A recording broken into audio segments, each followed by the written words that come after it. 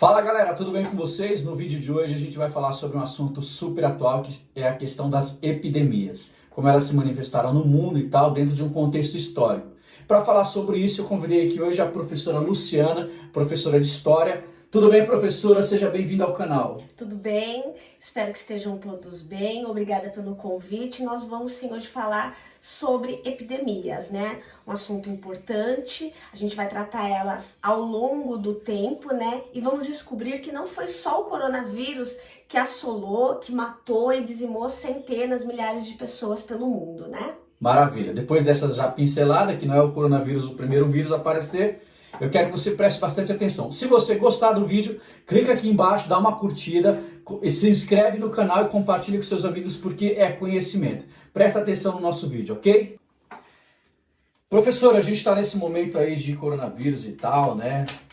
Comenta um pouco pra gente outras epidemias que ao longo da história, dentro de um contexto histórico, já se manifestaram. Bom, a epidemia é algo que acompanha a humanidade desde os primórdios, pré-história, antiguidade, Idade Média. Não se tem registro de todas, né? Mas muitas coisas a gente acaba descobrindo através de fósseis, né?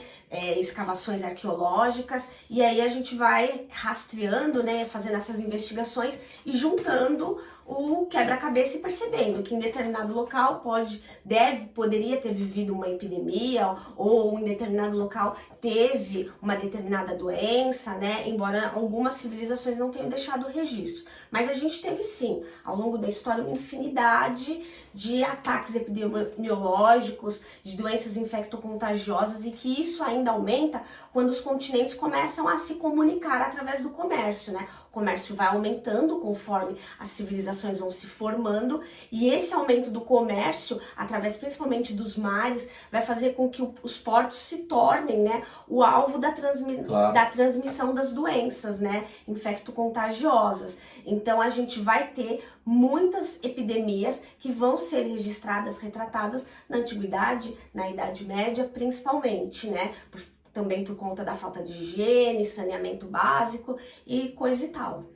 Maravilha. Acho que você comentou aí sobre essa questão das pessoas começarem a se comunicar. Eu acho que a grande vantagem hoje que a nossa geração tem, professora, seria essa possibilidade hoje de você ter as redes sociais, ter até o aumento dos meios de comunicação, porque você então pode transferir informação para cá, as pessoas estão sempre conectadas uma com a outra. De certa forma, há uma conexão que facilita a questão da... Eu diria que além de ter a conexão, a comunicação, a gente tem ciência hoje desenvolvida, né? Um avanço científico muito grande que nos possibilita ter a comunicação que realmente vai educar, que vai informar. Acesso né? a esses estudos científicos, né? Também. Exatamente, porque você pega períodos de epidemias na Idade Média, ou mesmo na Antiguidade, mais longe ainda que a Idade Média, as pessoas não tinham tratamento. Várias doenças, assim, esperou passar. O isolamento, algumas civilizações conseguiram entender que se isolar era uma forma de evitar o contágio, mas muitas não entendiam que o isolamento evitava o contágio e aí matava em massa. Então, nesse sentido, a informação, a comunicação é muito importante nos dias de hoje e pelo acesso da ciência, né? Hoje a informação ela consegue divulgar a ciência, consegue divulgar o que a gente precisa saber para a gente se manter protegido. É verdade. Então, as doenças, elas fazem parte da história da humanidade, né? Só que a gente tem algumas doenças que elas ficaram famosas pelo seu alto nível de contágio e de mortalidade, né? Sim. E uma dessas doenças que ficaram muito famosas é a peste negra, mas também conhecida como peste bubônica. Puxa vida, professora, a peste negra é super famosa, né? E principalmente no momento em que começou essa coisa toda de coronavírus e tal, muitas pessoas começaram a falar da peste negra, foram buscar informações e tal. Fala um pouco sobre a peste negra pra gente. Então, o momento que a gente mais se ouve falar da peste negra é durante a Idade Média, mas o primeiro registro que a gente tem dela na Europa foi no período do governo do imperador Justiniano, Sim. Quando o Império Romano já era dividido em duas partes, Império Romano Ocidental e Império Romano Oriental. A parte do Oriente vai sofrer uma epidemia que ela vai durar mais ou menos 200 anos. Meu Deus do céu. Quando eu li esse registro, eu fiquei assustada, por conta dessa informação de 200 anos A de gente já está epidemia. desesperado que está 2 meses em casa, imagina 200 anos. É porque, segundo o registro, a doença ela vai ter vários picos, né? Então ela vai ter o pico grande e aí ela dá uma voltada, ela tem outro pico e ela volta. Então eles falam assim que vai ter um período de 3 anos de contágio, 3 anos é muita coisa, aí ela diminui. Aí daqui a uns tempos volta outro período e que esse período de doença, de focos da doença da peste negra, vai mais ou menos até o século VII, final do século VII, começo do século VIII. Então, é muita coisa, né? E aí a gente tem um momento na Idade Média mesmo, né? No auge da Idade Média, em 1347, que foi quando, através dos portos, né, italianos, a doença chega na Europa. Ela vem também do continente asiático. Como a Itália ela tinha um contato direto, né, com esses povos por conta da localização geográfica que facilitava o comércio, primeiro vai contaminar todo o Mediterrâneo e depois vai chegar em todas as regiões, todos os países da Europa. E vai ser devastador. A estimativa que se tem é que ela matou entre 70 a 200 milhões de pessoas. Alguns historiadores falam de 1/3 da Europa. Outros falam na metade da Europa. Então foi uma devastação mesmo. E não teve só essas duas grandes epidemias, né, pandemias da peste negra. A gente vai ter a terceira pandemia, que é no Sudeste Asiático, e que aí ela vai percorrer o mundo, porque vai ser em 1894. Nesse período, a Europa e a África já têm contato com a América foi descoberta, né, entre aspas, pelos europeus. A chegada dos europeus em 1492 trouxe esse contato. Então, quando tem a terceira onda da peste negra, ela alcança a América também. Ela chega aqui na América com vários focos, e inclusive no Brasil. Que loucura! Outra doença que ficou muito conhecida na história da humanidade foi a varíola, né? Embora a gente tenha a grande maioria dos registros da doença a partir do século V, a ciência, né, a história, ela foi surpreendida quando se achou marcas, né, de cicatrizes da varíola em 3 múmias. E uma dessas múmias era de Ramsés V, que morreu no ano de 1157. Poxa, que interessante. Então, isso é um indício de que a varíola já estava presente. Professora, mas aí 1157, como é Ramsés, 1157 antes de Cristo. A gente está falando de Egito Antigo. Sim. E isso foi uma constatação para a ciência e para a história de que a varíola ela já estava presente na humanidade já em tempos muito mais longínquos do que se acreditava. Embora não tivesse o registro escrito, mas os fósseis, né, a arqueologia, ela conseguiu constatar isso através dos seus estudos, essa presença da varíola. Também a gente depois vai ter um indício de que a varíola esteve presente na Guerra do Peloponeso. Que também é muito famosa. Que também é muito famosa, uma guerra de espartanos contra atenienses, né? No período mais ou menos de 430 a.C. E que parte do exército, do exército ateniense foi acometido, né? Afetado por uma grande epidemia, e também encontraram marcas, né, nos corpos achados de varíola. Então também é indícios, né? Embora muitos estudos tenham indicado outras epidemias, o indício mais próximo por conta das marcas também é da varíola. E também no Império Romano a gente vai ter a presença também da varíola lá. Já depois de Cristo, o exército romano vai estar em uma guerra no ano de mais ou menos 165 depois de Cristo, ali na região da Mesopotâmia, que hoje é o atual Irã e Iraque, vão estar lutando o exército, né? E aí o exército romano vai ser acometido, afetado por uma epidemia de varíola que estava acontecendo na região. Só que o problema é que quando eles retornam, muitos ainda estão em estágio de contaminação, né, de contágio. E aí eles contaminam a cidade que era a capital do Império, Roma, né? Roma inteira passa por um surto, uma epidemia de varíola por conta de trazer. A estimativa é que nesse período, né, que a gente chama de praga antonina, morreu quase 5 milhões de pessoas. registrado 2.000 mortes por 5 dia. milhões de pessoas. 10% da população da época. Então a gente está assustado aí com o coronavírus, que tem matado 1.000 pessoas por dia, até mais, só que a gente já teve epidemias tão fatais, tão ruins, né, para a humanidade, quanto o coronavírus, no caso da varíola.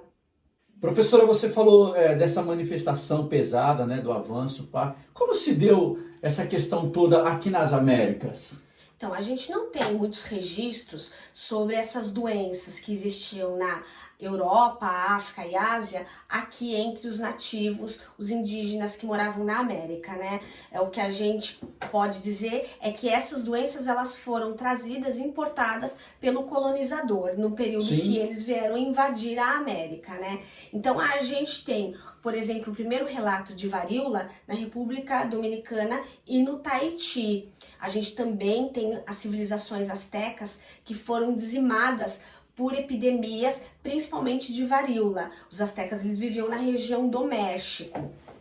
A gente tem os povos incas, que eles viviam mais ao sul da América, e os registros mostram que o próprio imperador e o filho do imperador morreram de varíola. Então, foram doenças que foram trazidas pelos europeus para a América. Não estou dizendo que essas doenças são todas originárias do europeu, né? A gente sabe, por exemplo, que a febre amarela provavelmente ela veio nos tonéis de água durante o tráfico negreiro entre a África e o Brasil. Então, essas doenças elas podem ter a sua origem na Ásia, na África, na Europa. É que eles estavam de alguma forma contaminados, entre eles, né? Eles vão trazendo pra gente. Agora, interessante é a gente saber que em 1763 a gente vai ter o registro da Primeira Guerra Biológica, né? Olha que interessante. A Inglaterra e a França estavam dominando o norte da América, né? Porque a América ela é dividida entre os colonizadores, o norte da América, Inglaterra e França, o centro da América para o sul, a Espanha, e o Brasil, Portugal, né? Sim. E nesse período de 1763 está tendo uma guerra entre os franceses e os ingleses por território norte-americano. Os franceses se aliam aos indígenas, os nativos de lá.